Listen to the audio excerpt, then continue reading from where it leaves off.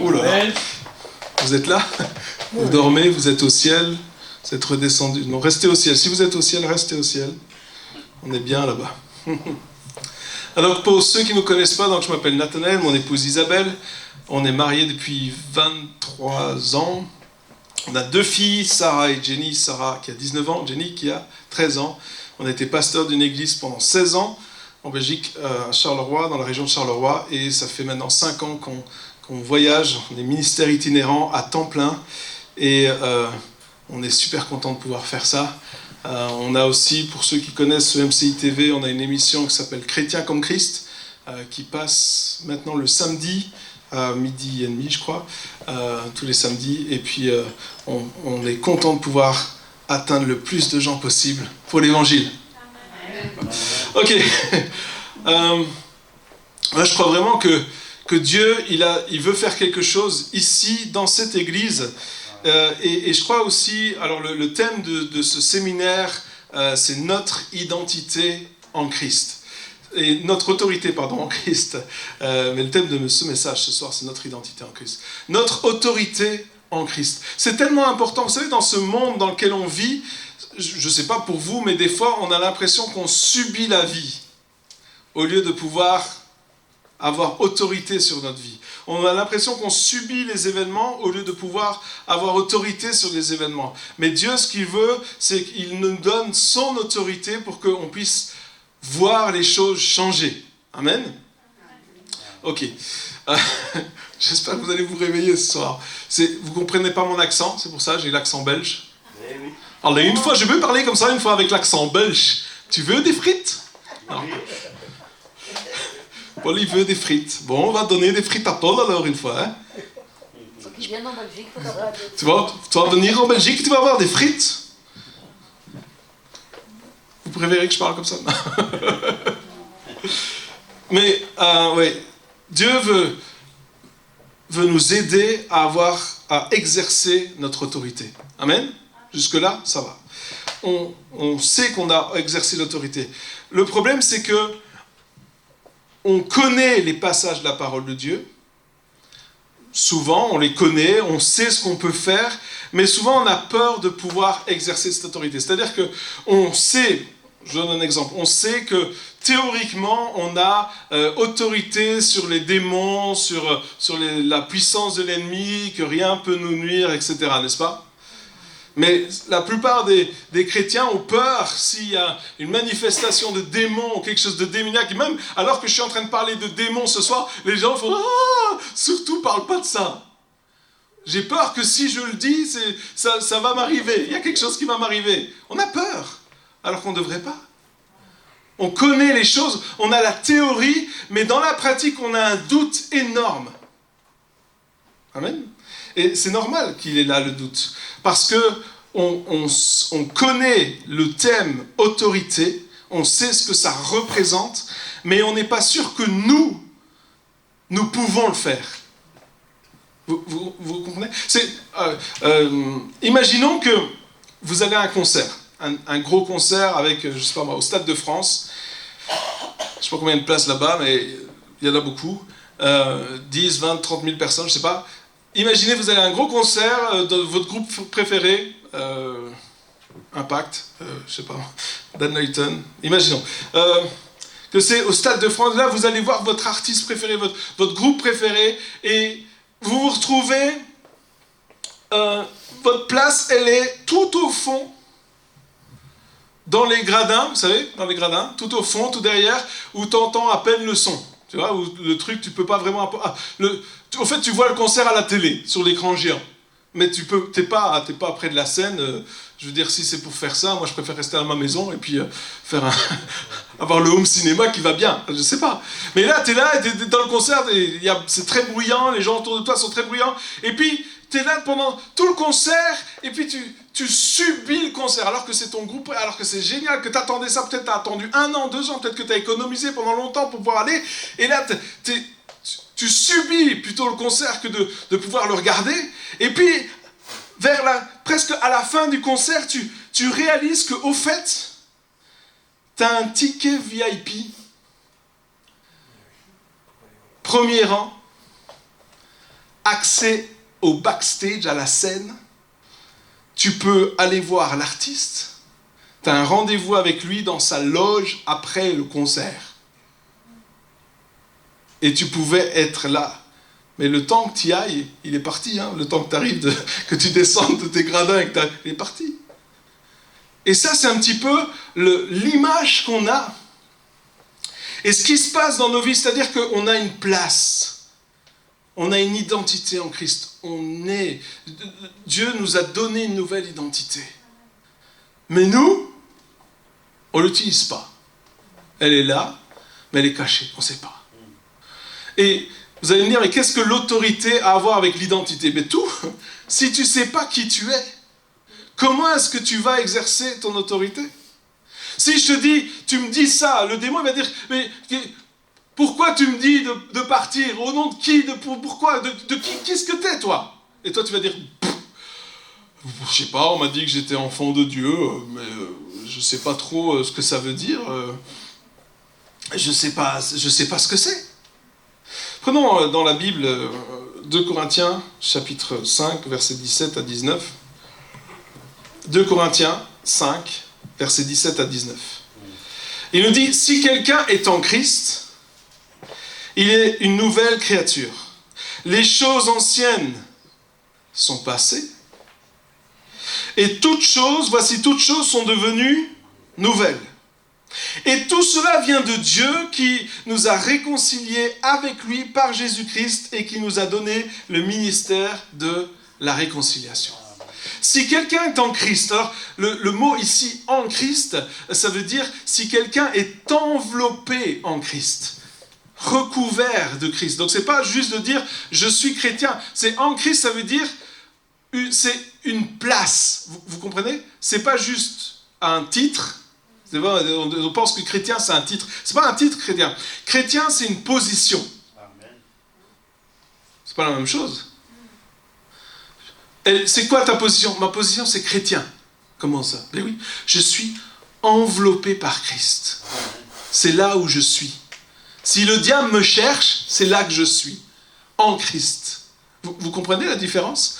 Par contre, tu peux te dire chrétien, avoir ton étiquette, mais si tu es loin de Christ, c'est juste une étiquette.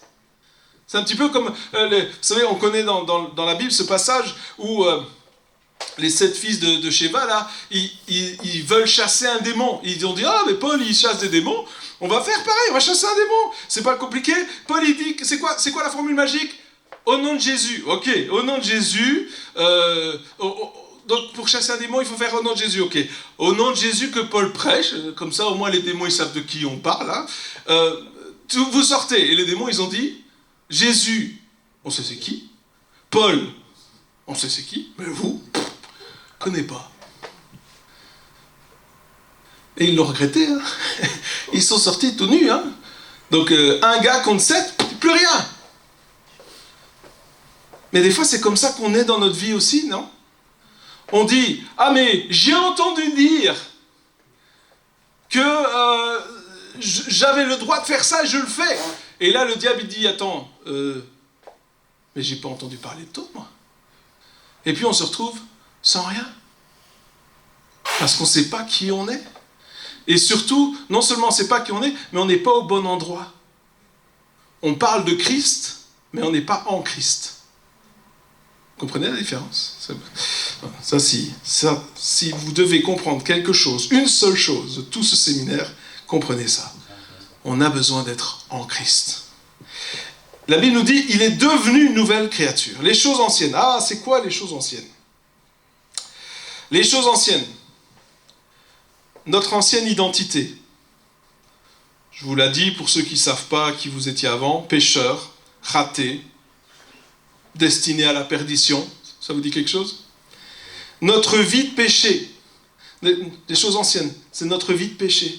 La puissance de Satan sur notre vie, ça fait partie des choses anciennes. Les œuvres, celle-là je l'aime bien, les œuvres religieuses pour essayer de plaire à Dieu.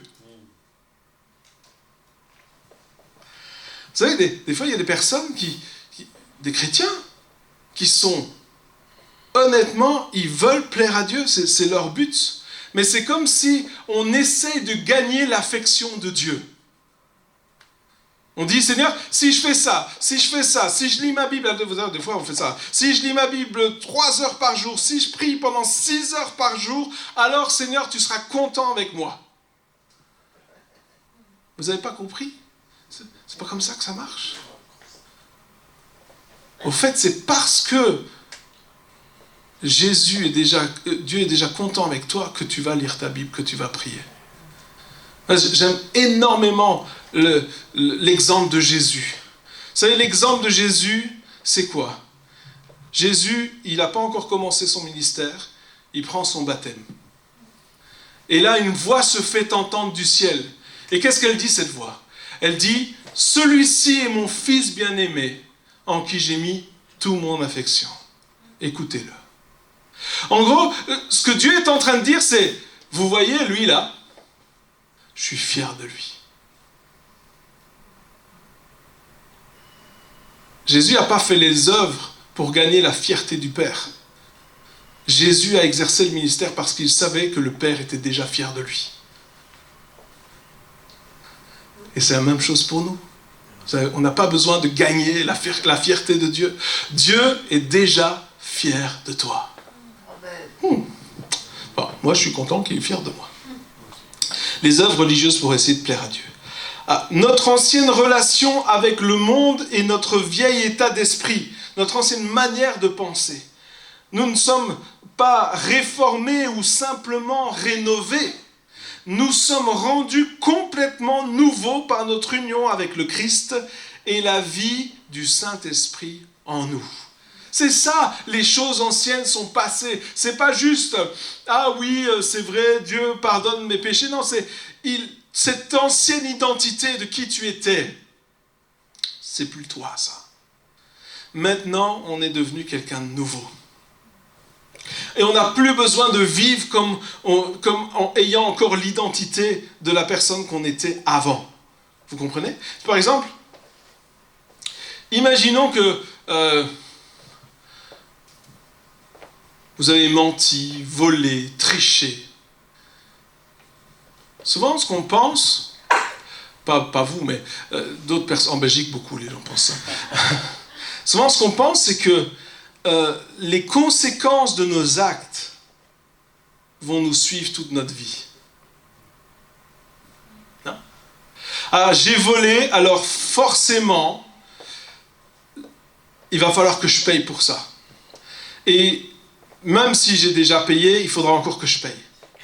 Et la pauvreté va sûrement me poursuivre toute ma vie, parce que j'ai volé. J'ai menti, alors sûrement que je ne pourrai jamais faire confiance à quelqu'un, parce que toujours on me mentira. Alors je dis ça, mais je pourrais le dire avec plein d'autres choses. Et on croit des choses qui sont fausses. On se dit, ah mais ça va être ma vie, je vais subir cette vie-là. Même si je suis en Christ, même si je suis une nouvelle créature, eh bien je vais quand même continuer à avoir toutes les conséquences de mes actes. Et quand je vais aller vers le Père, mon identité, même si j'ai fait amende honorable, ce sera toujours voleur ou menteur, tricheur. Et Dieu, il n'oubliera jamais ce que j'ai fait. Mais ça, c'est un mensonge du diable. Dieu, non seulement, il jette nos péchés dans la mer de l'oubli, mais en plus, il nous donne, vous comprenez, il nous crée à nouveau. Il nous dit, voici comment toi tu te vois, ça c'est comment toi tu t'es vu jusqu'à aujourd'hui, mais voici comment moi je te vois. Et à un certain moment, vous savez, il va falloir qu'on décide qui on croit. Tu sais, tu peux faire toutes les relations d'aide que tu veux, entendre tous les messages que tu veux, prendre tout. À un certain moment, il faut décider ce que tu vas croire. C'est ton choix. Qu'est-ce que tu crois? Est-ce que tu crois ce que Dieu te dit, ou est-ce que tu crois ce que tu vois? La Bible dit, vous étiez loin. Éphésiens 2,13 nous dit, maintenant Jésus-Christ, vous qui autrefois étiez loin, vous êtes devenus proches. Donc vous étiez là-bas, tout là-bas, et je sais pas, pas vous, mais d'autres personnes, des fois, quand j'entends certains chrétiens prier, j'ai l'impression qu'ils prient à un Dieu lointain. Seigneur, si tu as le temps, 5 minutes, écoute ma voix. Crie plus fort, tu n'entends pas, écoute ma voix. Et il est là-bas. Et on n'est pas sûr du fait qu'il va répondre. Ça vous est déjà arrivé de prier en vous disant je ne suis pas sûr que Dieu il écoute. Ou alors je ne suis pas sûr que Dieu il veut ce que je lui ai demandé, s'il est d'accord avec moi. On prie un Dieu lointain. Bon, nous on est mariés avec mon épouse depuis 23 ans. Vous savez, quand je dis quelque chose et qu'elle n'est pas d'accord, je le vois qu'elle n'est pas d'accord. Je le vois où qu'elle n'est pas d'accord. Je le vois dans ses yeux qu'elle n'est pas d'accord. Quand il y a un problème, je vois qu'il y a un problème. Je n'ai pas besoin qu'elle dise « Oh mon amour, toi mon mari, mon époux, mon bien-aimé, je ne suis pas d'accord avec toi. » Je vois. Pourquoi est-ce que je vois quand elle n'est pas d'accord? Parce que je suis tout prêt. N'est-ce pas? Parce que j'ai besoin de 36 trucs. Non, je le vois tout de suite. Elle n'est pas d'accord, elle ne veut pas. Elle n'aime pas. Où elle est? Elle me montre des vêtements au magasin. Elle voit quand j'aime pas. Elle me regarde. Et moi je fais Et puis elle dit, t'aimes pas, c'est ça? Si ça te plaît. Elle le voit. Pourquoi? Parce qu'elle est avec moi. Parce qu'elle me connaît, parce qu'on est proche. Vous, qui étiez loin, quand tu es loin, est-ce que tu vois bien? Non. Vous avez déjà essayé de lire votre Bible de loin? Non. Tu mets ta Bible ici, tu vas là-bas et tu lis. Tu vas y arriver? Il y a quelqu'un ici qui a 50 sur 10 à sa vue. C'est au moins ça qu'il faut. Vous avez des loupes dans les yeux, quoi. Non, on ne voit pas bien quand on est de loin. C'est flou. Ça, c'est là où on était avant. Mais maintenant, on est proche. Si tu n'es pas proche, c'est que tu n'es pas à ta place. Si tu n'es pas proche de Dieu, c'est que tu n'es pas à ta place. C'est qu'il faut que tu te rapproches. Et comment est-ce que je suis devenu proche? Parce que j'ai prié? Parce que j'ai jeûné? Parce que j'ai lu ma Bible? Parce que je l'ai mérité? La Bible nous dit par le sang de Jésus-Christ. À chaque fois qu'on va s'approcher de Dieu, ou qu'on va essayer de s'approcher de Dieu, qu'on va prendre un temps de louange, un temps de prière, peu importe, à chaque fois, ou presque, ou au début, ou peu importe, ou quand tu te sens faible, le diable va dire « Wow, wow, wow, wow, wow. Oh, pas aujourd'hui. Non, aujourd'hui, attends. Non, aujourd'hui, non. T'as dit un gros mot ce matin. Ou t'as vu comment t'as parlé à ta femme aujourd'hui. T'as vu comment t'as parlé à ton mari. T'as vu comment t'as regardé ce gars-là. T'as vu comment t'as répondu. T'as vu comment t'as réagi quand t'as fait une queue de poisson. Pas aujourd'hui. Réessaye demain. Pourquoi? Parce qu'aujourd'hui, t'es pas assez bien. Aujourd'hui, t'es pas assez spirituel. Aujourd'hui, t'as mal la tête. Aujourd'hui, tu le sens pas. Ça vous est déjà arrivé? T'essayes d'aller dans la présence de Dieu et tu te dis « Oh purée, on dirait qu'il y a un mur. » Oui, c'est vrai ou c'est vrai? C'est vrai, voilà. Et là, qu'est-ce que tu fais? Qu'est-ce que tu fais? Vous savez ce que moi j'ai fait pendant des années? Vous savez ce que j'ai fait pendant des années? Je me suis dit, tant pis, ça ira mieux demain. J'aurais essayé. Et puis un jour, Dieu m'a dit, mais ça va pas ou quoi? Tu te prives à cause des mensonges du diable. Ici, il est dit, on est proche par le sang de Christ. Vous savez ce qui est merveilleux avec le sang de Jésus? C'est que c'est pas un jour ça va pas comme nous. C'est quoi ça? C'est pas un jour t'es au top, un jour t'es dans les bas-fonds. Le sang de Jésus, il est éternel. Et ce qu'il a fait est éternel. Je ne viens pas grâce à ce que j'ai pu faire. Je ne viens pas à cause de mes bonnes œuvres. Je ne viens pas à cause de mes capacités. Je ne peux pas m'approcher à cause de qui je... Non, je m'approche à cause du sang de Jésus-Christ. À travers le sang, je viens. À travers le sang. Parce que Jésus a versé son sang, alors je suis proche de Dieu. C'est qui je suis. C'est qui je suis. Éphésiens 2, versets 18 et 19. À travers lui, en effet, nous avons les uns et les autres accès auprès du Père. Par le même esprit. Ainsi donc, vous n'êtes plus des étrangers, ni des résidents temporaires. Vous êtes au contraire concitoyens des saints, membres de la famille de Dieu. C'est qui je suis. Je ne suis pas juste un visiteur. Je n'ai pas un badge de visiteur. Ou je n'ai pas un badge d'étranger qui essaye d'avoir sa nationalité. Vous savez, c'est quoi un étranger qui essaye d'avoir sa nationalité? C'est un gars qui doit constamment prouver qu'il veut vraiment devenir. Et à chaque fois, tu dois toujours prouver. Tu dois toujours rendre des comptes. Tu es sûr? Non. Attention, si tu ne fais pas tout ce qu'on te dit, on te fout dehors. Tu es toujours sur la sellette. Moi, mon frère, il est aux États-Unis, il habite aux États-Unis, et maintenant il a sa carte verte, donc il est citoyen américain. Mais pendant des années, il avait juste un permis de travail ou permis de résidence, je ne sais plus comment ça s'appelle. Et vous savez ce que ça faisait vous savez ce que ça a provoqué? C'est qu'il ne pouvait jamais revenir en Europe, jamais revenir chez nous à la maison, jamais, parce qu'il ne savait pas si il revenait, s'il pourrait à nouveau entrer. Il n'avait pas la certitude de pouvoir revenir s'il partait. Et donc, pendant des années, c'est nous, on devait aller à chaque fois. Et le jour où il a eu sa carte verte, qu'est-ce qu'il a fait? Il est revenu. Il est venu. Mais on ne pouvait pas aller parce qu'il n'était pas sûr. Et des fois, il y a beaucoup de chrétiens qui ne sont pas sûrs. D'ailleurs, tu fais un appel au salut. Okay. Qui n'a répondu qu'une seule fois à l'appel au salut? Qui a répondu 2, 3, 4, 10, 100, 500?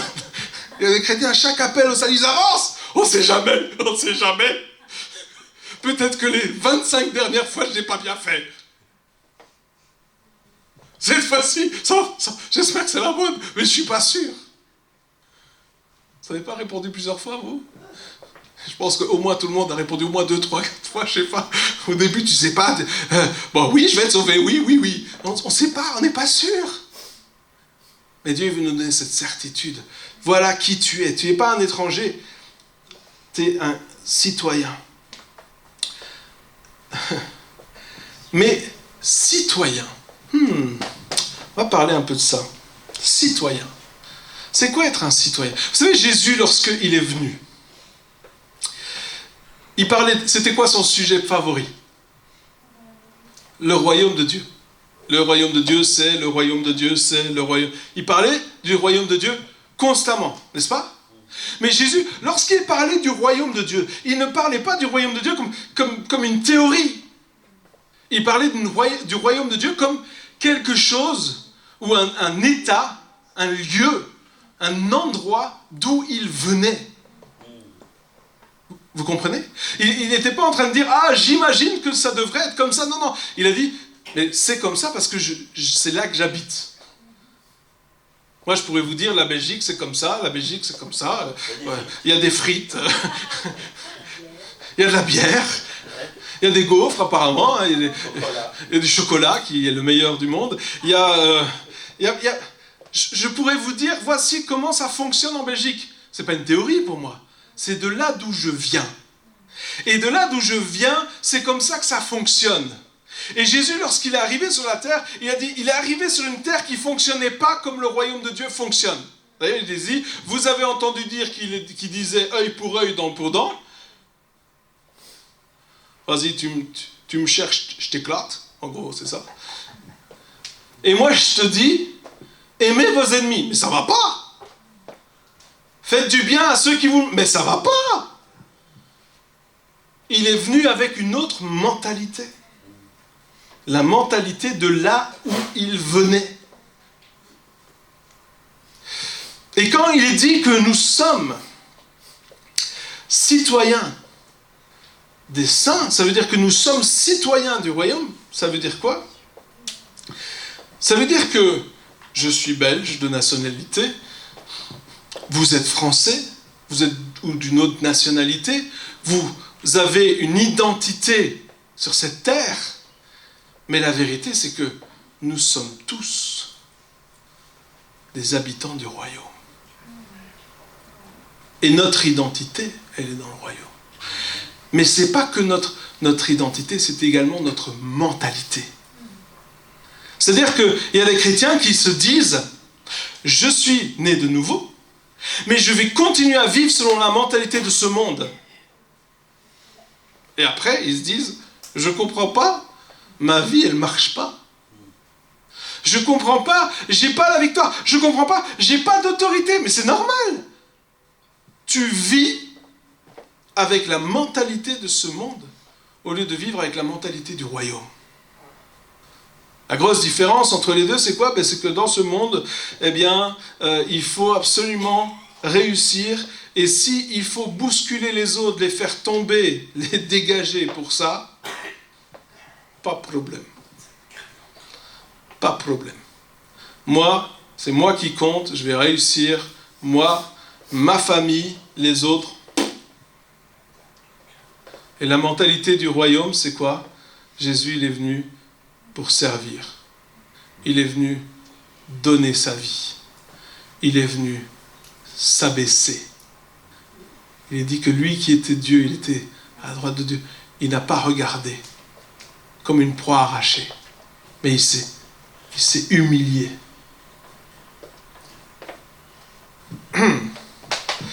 Ça laisse songeur, n'est-ce pas? Nous sommes membres de la famille de Dieu. Je sais qui je suis et je sais que je suis le bienvenu. Quand on est membre d'une famille, alors je sais qu'il y a des familles dysfonctionnelles, mais la famille de Dieu, la famille du royaume, dans le royaume de Dieu, il n'y a pas de dysfonctionnement dans le royaume. Je ne dis pas dit sur la terre. Je ne suis pas en train de parler d'une église physique dans laquelle il n'y a aucune perfection. Enfin, sauf ici, sauf cette église qui est parfaite, mais les autres, non. Je suis en train de parler de la dimension du royaume, où là, il n'y a pas de dysfonctionnement. Et là où il n'y a pas de dysfonctionnement, lorsque on est membre de la famille, eh bien, on peut venir à n'importe quel moment, on peut aller et venir, on peut se servir, on est comme à la maison. Qu'est-ce que vous faites quand vous êtes à la maison? Moi, je me mets en chaussettes ou pantoufles. Non? Vous tirez vos chaussures, une douce odeur se dégage. Je parle pour moi. Mais, je sais pas. Qu'est-ce que vous faites quand vous êtes... Vous vous baladez en pyjama? Non? Oui? Non? Est-ce qu'il y en a, quand ils arrivent à la maison, c'est à ce moment-là qu'ils mettent le costard cravate? Non. Quand on est à la maison, qu'est-ce qu'on fait? On est relax. Non? On se sent plus à l'aise, on peut dire des choses. Non? Vous dites, quand vous étiez jeune, peut-être vous avez des sœurs, des frères, mais tu dis des choses à tes frères et tes sœurs que tu ne dirais pas à d'autres personnes, n'est-ce pas? Et puis, tes frères et sœurs, ils te connaissent. Il y en a qui avaient des frères et sœurs? Et tu ne peux pas faire semblant avec tes frères et sœurs. Tu ne peux pas dire, non, mais moi, tu sais, je suis super spirituel, et là, ils vont te regarder, ils vont... Non, ils savent qui tu es. Tu peux faire semblant dehors, mais dedans, ils te connaissent. Oui?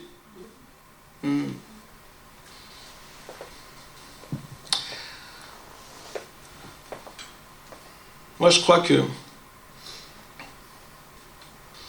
faut arrêter les faux semblants.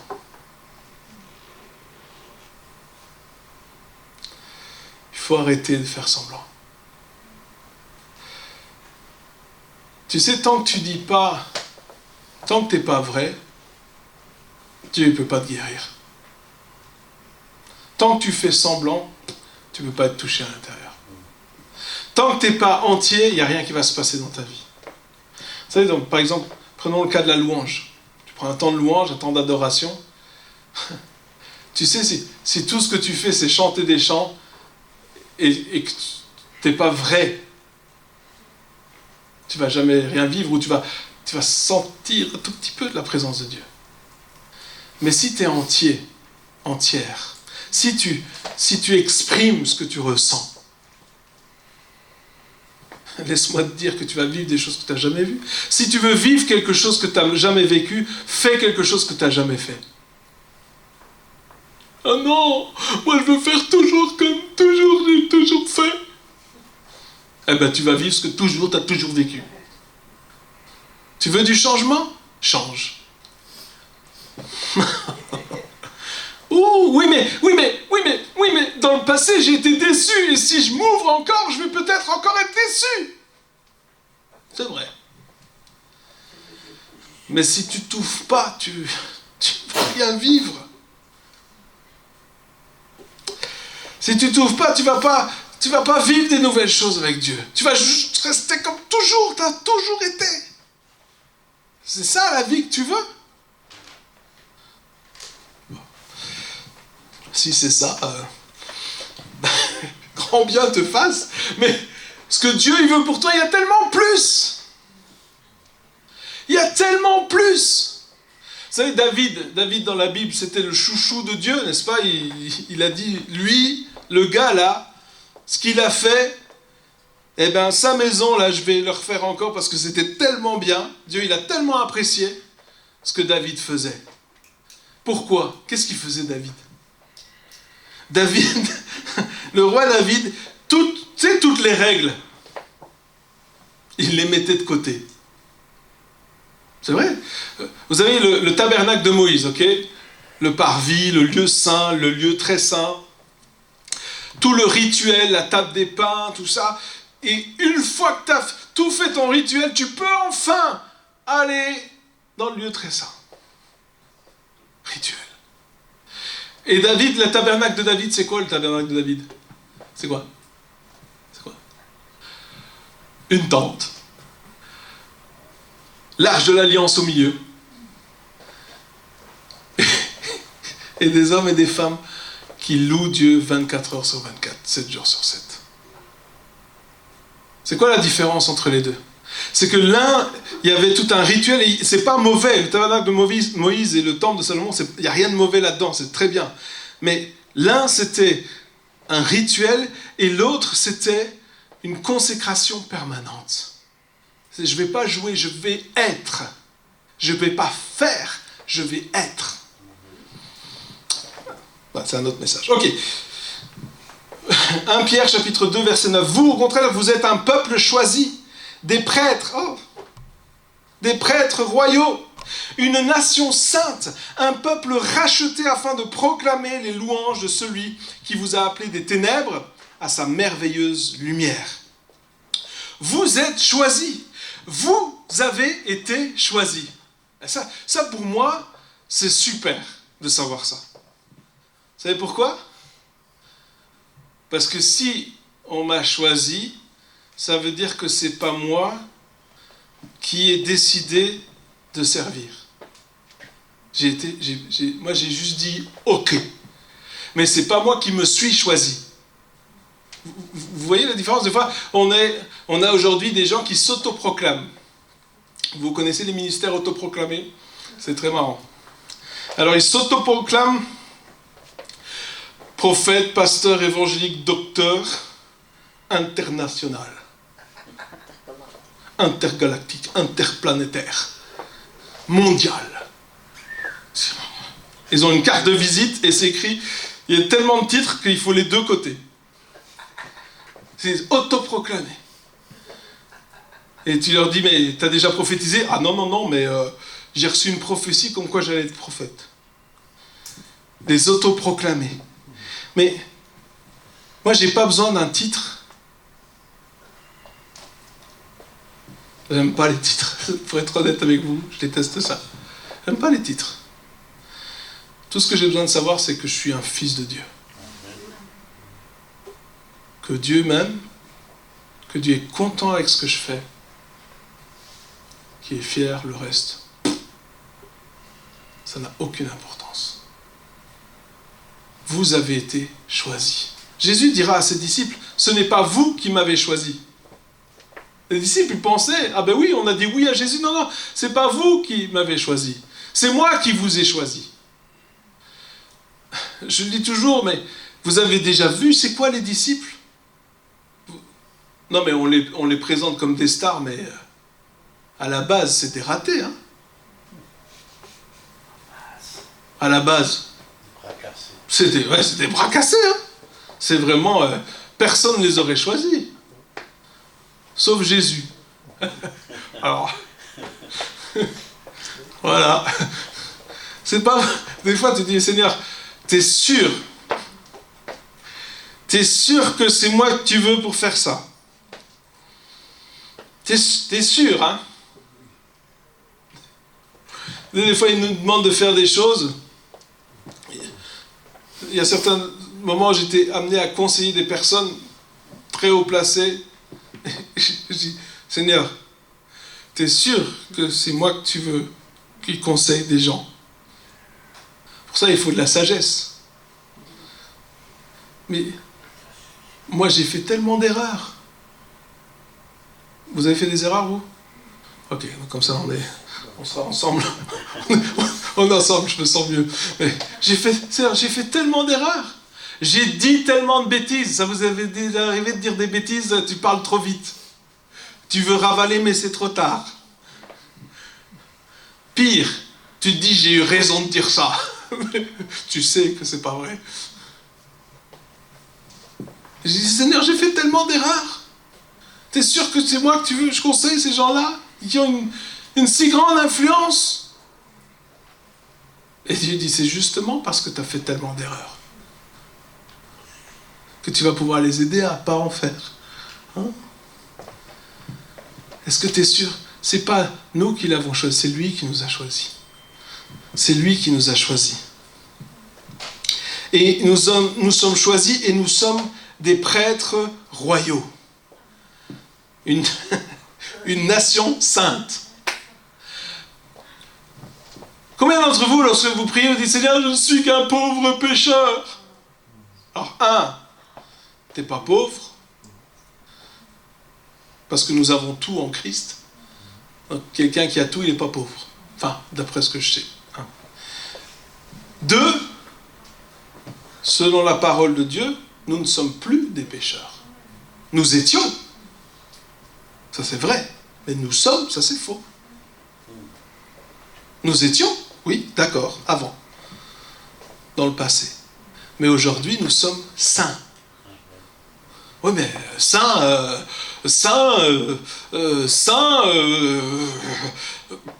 tu sais, moi, tous les jours, si tu vois un peu ma vie, c'est pas vraiment comme ça que tu peux décrire ça. À moins que la définition ait changé. Mais la vérité, c'est que la parole de Dieu nous dit, nous sommes saints. Nous sommes des saints à qui il arrive de pécher. Nous ne sommes pas des pécheurs à qui il arrive de faire des choses saintes. Nous sommes des saints. Nous sommes saints. Nous avons été sanctifiés, nous sommes saints. C'est qui nous sommes. Et il y en a qui vont me dire, oui, mais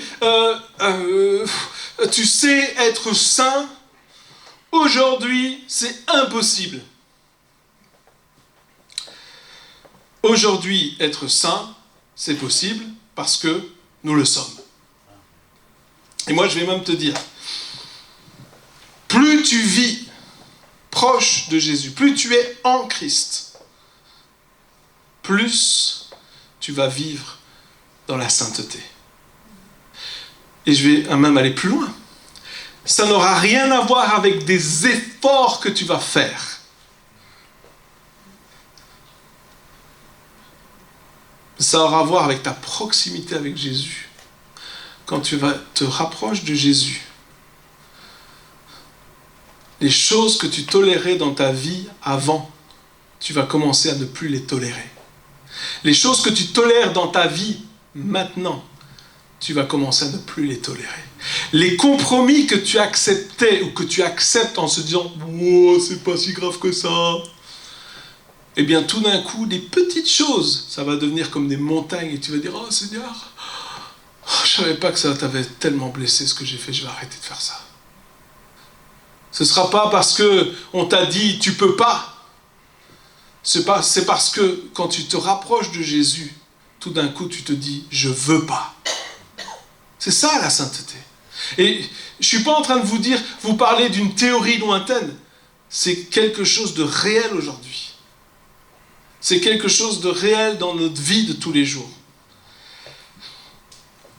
Nous sommes un peuple des sacrificateurs, des prêtres royaux. Ça veut dire quoi? Ça veut dire que nous avons des droits, mais nous avons aussi des devoirs. C'est ça être royal. Un roi, il a des droits, mais un roi, il a des devoirs. Un roi, il peut faire... Souvent, on se dit, ah, mais c'est pour ça que je veux parler de notre identité avant de parler de l'autorité, parce que souvent, on se dit, ah, mais j'ai l'autorité, alors maintenant, je peux faire ce que je veux. C'est comme si on te donnait un truc, une arme et une mitraillette, et tu dis, ah, ça y est, tu tires sur tout ce qui bouge. Et qu'est-ce que tu vas faire? Si tu tires sur tout ce qui bouge, ben, tu vas détruire ce que tu n'aurais pas dû détruire. Tu vas détruire des gens, peut-être, tu vas détruire des choses. Alors que lorsque on apprend qui on est et ce qu'on a le droit de faire, nos devoirs, c'est comme si tu deviens un sniper. Une seule balle. Pouf, et là, tu tues l'ennemi. Tu tires pas dans le vent. Tu commences pas à faire n'importe quoi. Tu fais juste une chose, mais chaque chose que tu fais a un impact direct. Chaque chose que tu fais va aider à l'avancement du royaume de Dieu. Vous comprenez? C'est ça l'autorité en Christ. C'est apprendre qui nous sommes. Apprendre... Vous savez, aujourd'hui on parle beaucoup de l'Angleterre. En Angleterre, lorsque on élève les rois, on les élève, eh bien, qu'est-ce qu'ils apprennent? Ils apprennent comment se tenir. Ils apprennent comment parler. Ils apprennent ce qu'ils doivent faire, comment ils peuvent le faire, etc. Ils ne peuvent pas faire n'importe quoi avec leur titre royal. Ils ont des devoirs. Vous savez, tu peux donner 1 million d'euros. Imaginons, peut-être qu'il y en a ici qui sont millionnaires, mais je sais qu'il y en a peut-être une vingtaine. Non, 30, 100, non. Tu donnes 1 million d'euros à monsieur, madame, tout le monde. Qu'est-ce qui va se passer? Qu'est-ce que la plupart des gens vont faire? Pour le dépenser. Les gens qui gagnent au loto, ils ne restent pas riches longtemps. Pourquoi? Parce qu'ils ont l'argent, mais ils ne savent pas comment se comporter avec l'argent. Des fois, on pense en tant que chrétien qu'on peut avoir l'autorité, toute l'autorité, mais si tu ne sais pas comment te comporter avec, tu vas la perdre. Tu vas faire n'importe quoi avec. Parce qu'une personne qui a une éducation plus aisée, ça se voit tout de suite. Il marche différemment, il parle différemment, il se comporte différemment. Et nous, on doit apprendre, je suis pas en train de dire qu'on doit apprendre à parler de tout ça, non mais on doit apprendre à se comporter comme des hommes et des femmes du royaume de Dieu. Et on doit laisser Dieu renouveler nos pensées. La Bible nous dit dans Éphésiens 4, versets 22 à 24, on vous a enseigné à vous débarrasser du vieil homme, ou de la vieille femme. Hein. Donc c'est les hommes se débarrassent du vieil homme et les femmes de la vieille femme, ok? C'est pas les hommes se débarrassent de la vieille femme, c'est pas ça, attention. Ah oui, je sais. T'as une femme qui lit ça, on a pu débarrasser du vieil homme. Papy! Non. Ok, on vous a enseigné à vous débarrasser du vieil homme qui correspond à votre ancienne manière de vivre, d'accord? et ça se détruit sous l'effet de ces désirs trompeurs. Vous savez, notre ancienne manière de vivre, le seul but de notre ancienne manière de vivre est de nous détruire. Donc si tu veux t'auto-détruire, continue à vivre comme tu vivais avant. Ça va être super efficace. Mais on vous a appris à vous laisser. C'est intéressant parce qu'il dit on vous a appris. Ça veut dire que ça s'apprend. Il y a des gens qui disent ah mais moi j'ai été transformé, renouvelé, boum, terminé tout d'un coup. Alors c'est vrai, ça arrive. Mais il y a des choses qui s'apprennent. Ça veut dire quoi? Qu'est-ce qu'il nous dit ce passage? Il nous dit Dieu ne va pas tout faire à ta place. Bon, ok. Ça veut dire qu'il y a des décisions qu'on doit prendre. Ça veut dire qu'il y a des choses que Dieu il va te montrer, en disant ça, tu vois dans ta vie, j'aime pas trop, mais après la décision, elle est à toi. Elle t'appartient la décision. Et tu ne peux pas reprocher à Dieu après de ne pas avoir pris la bonne décision. C'est toi qui dois prendre ta décision. C'est trop facile, hein? Les chrétiens disent « Oh mais Dieu, il fallait qu'il me change ». Non, non, non, non. On t'a appris à te débarrasser du vieil homme. Mais on vous a appris aussi à vous laisser renouveler par l'esprit. Ou ça, dans votre intelligence. Et à vous revêtir de qui? De l'homme nouveau, ou la femme nouvelle. On doit apprendre à se revêtir de qui nous sommes. Pourquoi? Pourquoi il dit apprendre? Ça veut dire que... Comment est-ce qu'on fait pour apprendre? Excusez-moi, comment on fait pour apprendre? C'est quoi la meilleure méthode d'apprentissage? La répétition. C'est quoi la répétition? C'est répéter encore et encore et encore et encore.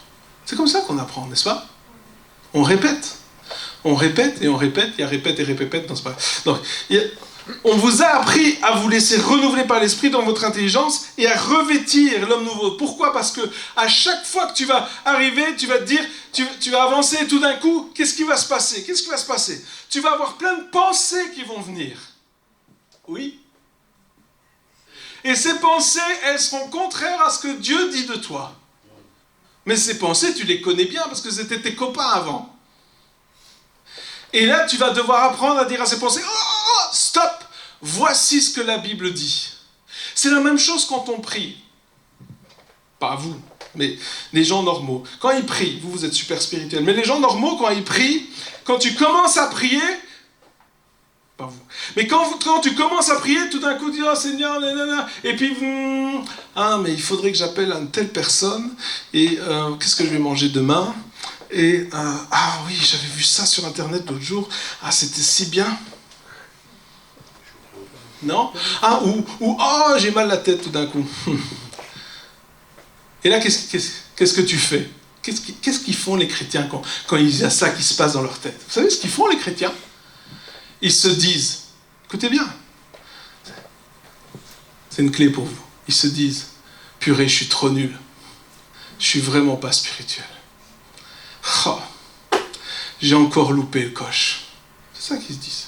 Pas vous, les chrétiens normaux, pas vous.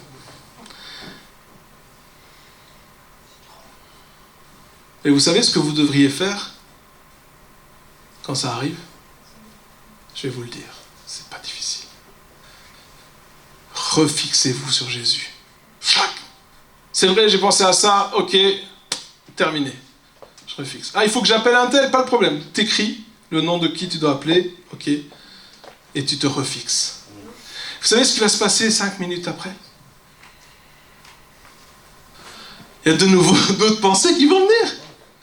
Et vous savez ce que vous allez faire? Je me refixe, je regarde à Jésus et je recommence. Et tu vas faire ça 1 fois, 2 fois, 3 fois. Tu vas continuer 4, 5, 6, 7. Et peut-être que ça va prendre des mois. Mais tu sais ce que tu vas avoir à un certain moment? Tu vas avoir une habitude de refixage. Et là, l'ennemi pourra... Qu'est-ce que tu veux qu'il fasse? Fini. Il a perdu. L'ennemi, ce qu'il veut, c'est que tu te penses que tu es nul. Soit que tu penses ça, c'est que tu l'as écouté. Mais ce n'est pas toi qui te parle. Sache-le, c'est l'ennemi qui te parle. Enfin, peu importe. Mais laissez-vous renouveler par l'esprit dans votre intelligence et revêtez-vous de l'homme nouveau, la femme nouvelle, créée selon Dieu dans la justice et dans la sainteté que produit quoi? La vérité. Moi, ce qui m'intéresse, c'est pas ce que je vois dans ma vie, ce qui se passe, ce que je constate. Ce qui m'intéresse, c'est ce que la parole de Dieu dit. Et c'est ça, sur ça que je vais baser ma vie. Le but, c'est pas d'essayer de se convaincre de qui on est. Le but, c'est de laisser l'Esprit de Dieu renouveler nos pensées. Et parce que le diable veut avoir le contrôle sur nos pensées. Et ce qui contrôle tes pensées, contrôle ta vie. Mais c'est l'Esprit de Dieu qui doit avoir le contrôle sur tes pensées. Et c'est pour ça qu'il est dit de s'abandonner, de s'offrir comme des sacrifices vivants et d'être transformé par le renouvellement de notre intelligence. On a besoin que notre intelligence soit renouvelée. Vous en avez besoin? Moi aussi. Et donc, je vais terminer par ce passage dans Romains 6, versets 10 à 12. Il dit, Christ est mort. C'est pour le péché qu'il est mort, une fois pour toutes. Ok? Il ne va pas recommencer. Romains 6, versets 10 à 12. Maintenant qu'il est vivant, c'est pour Dieu qu'il vit. De la même manière, vous aussi, considérez-vous comme mort pour le péché et comme vivant pour Dieu. Que le péché ne règne pas sur vos corps mortels pour vous soumettre à lui par ses désirs. Considère-toi comme mort au péché. Le péché, il essaye, mais t'es mort. Vous savez ce qui se passe lorsque tu insultes un mort? Rien, il est mort.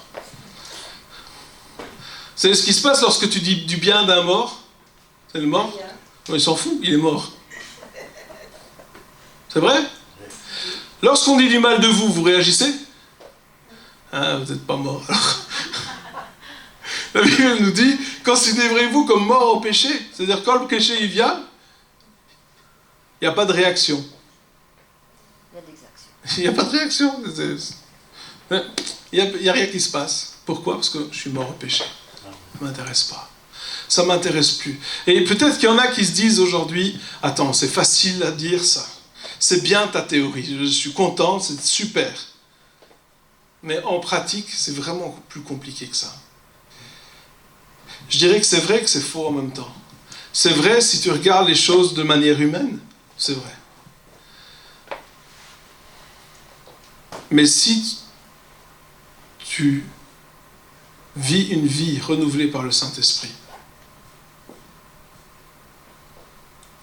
vous savez, il est dit que Jésus, il est venu pour nous montrer l'exemple. Pour qu'on puisse faire ce qu'il a fait, qu'on puisse faire des œuvres même plus grandes. Mais les œuvres qu'il a faites, alors bien sûr, on connaît les œuvres, les signes, les prodiges, les miracles, bien sûr. Mais les œuvres qu'il a faites, c'est également résister au péché. N'est-ce pas? C'est également obéir au Père. Ça fait partie des œuvres de Jésus. Souvent on dit, ah mais les œuvres de Jésus, c'est juste les signes, les prodiges. Oui, c'est super, les signes, j'aime bien, c'est super. Mais dans la vie de tous les jours, les gars, dans la vie de tous les jours, dans les décisions qu'on prend tous les jours, Jésus est notre exemple. Et qu'est-ce que Jésus faisait? Jésus, il laissait l'Esprit le conduire. Jésus, qu'est-ce qu'il faisait dans sa vie de tous les jours? Il prenait du temps de prière.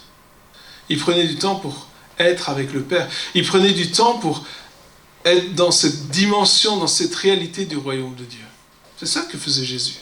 Lorsque vous lisez souvent, il y a par exemple la multiplication des pains, il y a plein d'autres exemples, et la multiplication des pains, par exemple, il est dit que juste avant, Jésus, qu'est-ce qu'il a fait? Il a levé les yeux au ciel.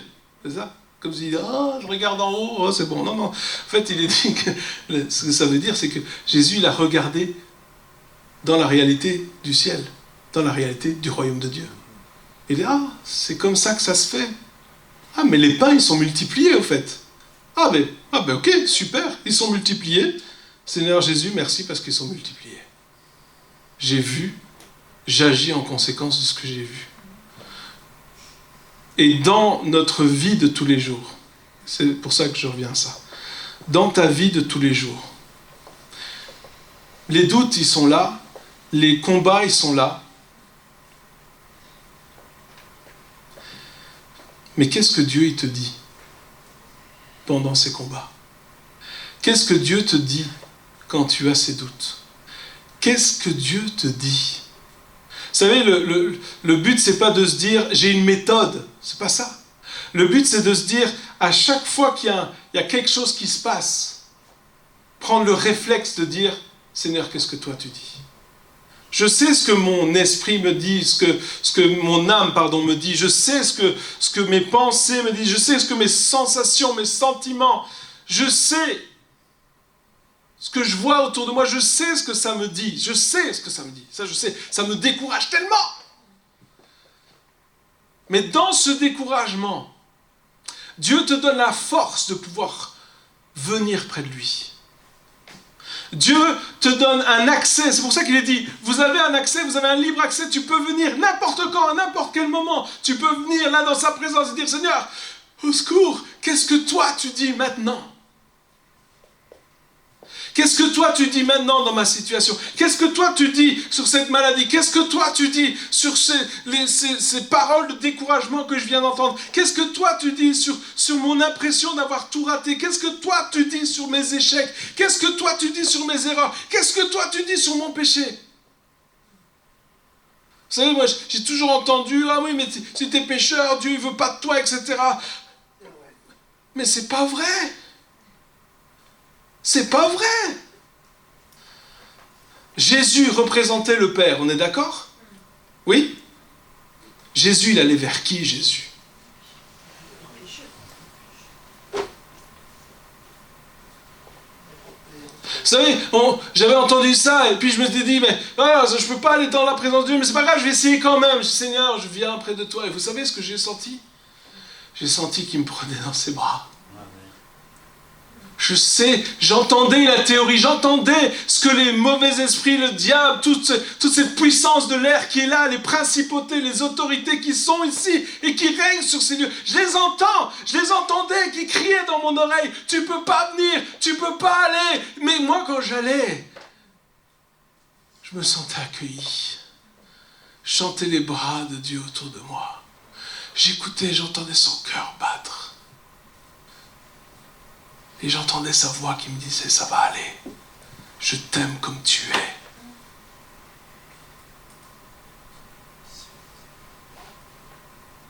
Vous savez, si je suis ici aujourd'hui, si nous sommes là, si ma vie est dédiée à Dieu, notre vie est dédiée à Dieu, si nous sommes là, tout ce qu'on fait, c'est pour le servir, c'est pas parce que je pense que je suis meilleur que qui que ce soit, pas du tout. C'est parce que je sais que je suis aimé. C'est parce qu'à chaque fois, je sais que j'ai cet accès. Et que dans toute situation, je peux aller. Et je peux écouter sa voix. Et que lui, lorsqu'il me parle, je sais que c'est vrai. Est-ce que tu écoutes encore sa voix? Pas juste quand ça va bien, parce que ça c'est cool. Mais quand tu as l'impression d'être une loque, quand tu as l'impression d'être dans la boue, quand tu as l'impression que c'est foutu, j'aimerais te dire que c'est ces moments-là qui changent ta vie. C'est ces moments-là qui font qui tu es. Dans les moments de désespoir. Vous savez, pour l'instant, je suis touché par le cantique de l'agneau, le cantique de Moïse, on voit dans l'Apocalypse, mais aussi dans l'Exode, où le cantique de Moïse, vous savez, c'est quoi? Il dit, Seigneur, tu es grand, tu es merveilleux, mais en gros, ça raconte quoi? Ça raconte l'histoire de ceux qui ont vaincu, de ceux qui ont gagné. Vous savez ce qu'ils disent, ceux qui ont gagné? Ils disent que au moment où ils avaient l'impression que c'était terminé, quand Moïse était devant la mer morte, de la mer, et qu'il était là, et que les Égyptiens étaient derrière, et qu'ils étaient pris entre deux feux, et que c'était foutu, et que tous les signes et les miracles qu'ils avaient vus, c'était pour rien. À ce moment-là, qu'est-ce qui s'est passé? C'est à ce moment-là que Dieu a manifesté sa puissance, qu'il a ouvert la mer, qu'ils sont passés tranquilles. Et sans se battre, ils ont vaincu l'ennemi. Tout ce qu'ils ont fait, qu'est-ce qu'ils ont fait pour vaincre l'ennemi? Ils ont avancé. Ils ont avancé. Des fois, c'est tout ce que ça prend dans ta vie pour vaincre l'ennemi. Avancer. Amen. Amen. Amen. Alors, ce que je vais vous demander de faire, j'ai un exercice pour vous. Vous savez, la parole de Dieu, sans la mise en pratique, elle ne sert à rien. Vous savez ça? Ça ne sert à rien. Alors, j'aimerais vous mettre au défi. On va vous distribuer des feuilles. Et sur ces feuilles sont décrits des passages bibliques ou des déclarations de qui nous sommes. Et j'aimerais vous mettre au défi de peut-être ce soir quand vous allez rentrer chez vous ou demain matin, en tout cas tous les jours, pendant une semaine. Je vais vous donner quelques défis durant ce séminaire, alors vous allez avoir du travail. Mais pendant une semaine, je vais vous mettre au défi de proclamer ces choses-là sur votre vie. Et pas les proclamer juste comme des phrases, mais comme des vérités qui vous concernent. Je vais juste vous les lire. Il dit « Je suis un enfant de Dieu. Je suis libéré de toute condamnation. » À chaque fois, il y a la référence biblique comme ça. Voilà. Je suis assuré que Dieu fait concourir toutes choses pour mon bien en toutes circonstances. Je suis libéré de toute condamnation portée contre moi et rien ne peut me séparer de l'amour de Dieu. J'ai été établi, oint, scellé par Dieu. Ma vie est cachée en Christ. Je suis certain que Dieu achèvera le bon travail qu'il a commencé en moi. En tant que disciple, je suis un ami de Dieu. J'ai été justifié. Je suis uni au Seigneur. Je suis un avec lui en esprit, je suis membre du corps de Christ, j'ai été choisi par Dieu, adopté comme son enfant, j'ai été racheté, pardonné de tous mes péchés, j'ai tout pleinement en Christ, j'ai un libre accès au trône de la grâce par Jésus-Christ, je suis citoyen du ciel, je n'ai pas reçu un esprit de peur, mais un esprit de force, d'amour, de sagesse, je suis né de Dieu, le diable ne peut pas me toucher, je suis un sarment de Jésus, le vrai cep, et un canal pour que sa vie se manifeste au travers de moi. J'ai été choisi, façonné pour porter du fruit. Je suis le temple de Dieu. Je suis ministre de réconciliation pour Dieu. Je suis assis avec Jésus-Christ dans les lieux célestes. Je suis l'ouvrage de Dieu. Je peux m'approcher de Dieu librement et avec confiance. Je puis toutes choses par Christ qui me fortifie. Alors j'ai été très vite, mais prenez le temps de déclarer ces choses. Sur quoi est-ce que je me base? Je me base sur le passage que je vous ai lu tout à l'heure, qu'il est dit qu'on doit apprendre à revêtir l'homme nouveau. Et ça, ces choses-là, ces vérités de qui nous sommes, ça fait partie de l'apprentissage de qui nous sommes, de revêtir le nouvel homme ou la nouvelle femme, notre nouvelle identité en Christ. Nous avons besoin d'apprendre. Pourquoi? Pourquoi? Parce que tant qu'il y aura des doutes en toi, tu as besoin de déclarer ces choses dans ta vie. Tant que le doute subsistera, tu as besoin de déclarer ces choses. Et à un certain moment, tu vas le déclarer avec... Des fois, on commence par le déclarer un peu... on n'est pas sûr. Et puis, on commence à avoir un peu plus d'assurance. Et puis, on commence à croire ce qu'on dit. Là, c'est bien. Là, tu arrives à... Continue. Quand c'est comme si tu arrives... Continue. Quand tu commences à croire ce que tu dis... Continue parce que c'est la parole de Dieu, il faut croire ce que la parole de Dieu dit. Et à un certain moment, non seulement tu ne vas plus croire ce que tu es en train de dire, mais tu vas pouvoir t'identifier à ce que tu dis. Et là, lorsque le diable va venir à nouveau, parce qu'il viendra, ne vous inquiétez pas, il connaît son travail, hein. Il va venir. Là, il va venir, non, et je sais, c'est pas vrai. Ça ne marche plus. C'est vrai, mort au péché. Je sais, ça marche plus. Bien essayé. Bien essayé. Non mais franchement, vous savez, c'est comme les arnaqueurs qui vous appellent au téléphone, là. Vous savez, pour les super trucs. Au début, tu dis, oh, c'est vrai, j'ai gagné 1 million. Oh, c'est super. J'ai gagné une voiture. Oh, pour mon anniversaire, j'ai gagné une voiture. Et puis, à un certain moment, il t'appelle et puis tu dis, non, merci. Franchement, bien essayé, mais au revoir. Et tu raccroches. Et là, et ça marche plus. Eh bien, c'est la même chose. Il est temps que ça ne marche plus dans ta vie. Amen. Amen. Prions. Seigneur Jésus, merci encore pour ta parole ce soir. Merci Seigneur Jésus parce que tu fais une œuvre merveilleuse. Merci Seigneur Jésus parce que tu nous as choisis. Merci parce que tu nous aimes.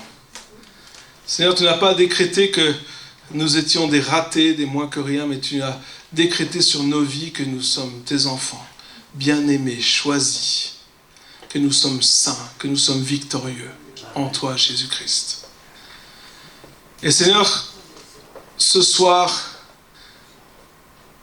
peu importe pour ceux qui regarderont cette vidéo plus tard, maintenant, nous voulons croire ta parole et nous appuyer sur ta parole. Et comme Pierre l'a dit, sur ta parole, je vais jeter les filets. J'ai raté jusqu'à aujourd'hui, j'ai pas réussi, mais toi tu viens de parler, Seigneur. Et je ne vais pas regarder aux circonstances que j'ai vues jusqu'à présent, aux choses qui sont arrivées jusqu'à présent, aux résultats que j'ai eus jusqu'à présent. Mais je vais me baser sur ce que toi tu dis. Et Seigneur Jésus, peut-être tu peux lui demander pardon. Seigneur, je te demande pardon, on veut te demander pardon pour toutes les fois où on s'est basé, non pas sur ta parole, mais toutes les fois on s'est basé sur notre expérience. Seigneur, on veut te demander pardon pour cela.